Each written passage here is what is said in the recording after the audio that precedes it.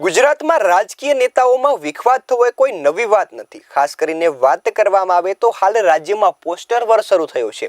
મહેસાણાના કડી તાલુકાના અને શહેરના ભાજપમાં ફરી એકવાર વિવાદ સામે આવ્યો છે। પાર્ટીના પોસ્ટરમાં એકબીજા નેતાના નામ અને ફોટો ના છપાયા હોવાનું સામે આવ્યું છે।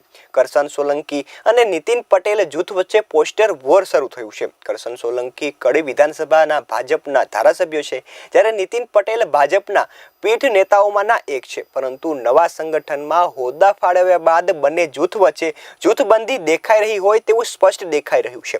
અત્યારે આ મુદ્દાને લઈ અનેક ચર્ચાઓ થઈ રહી છે। ખાસ કરીને વાત કરવામાં આવે તો કડીમાં ભાજપના પોસ્ટર વિવાદનો મુદ્દો ખૂબ જ પ્રબળ અને ચર્ચાસ્પદ બન્યો છે, કારણ કે નીતિન પટેલના પોસ્ટરમાં ધારાસભ્ય કરશન સોલંકીનો ફોટો જોવા મળ્યો નથી। તેમના પોસ્ટરમાંથી કરશન સોલંકી ગાયબ થઈ ગયા છે, જ્યારે કરશન સોલંકીના પોસ્ટરમાં નીતિન પટેલ ગાયબ જોવા મળ્યા છે। એકબીજાના પોસ્ટરમાંથી આવી રીતે નેતાની બાદબાકીને રાજકીય વિવાદ હોવાનું ઉદાહરણ છે, પરંતુ હવે આગળ કેવો વિવાદ સર્જાશે તે હવે જોવાનું રહેશે।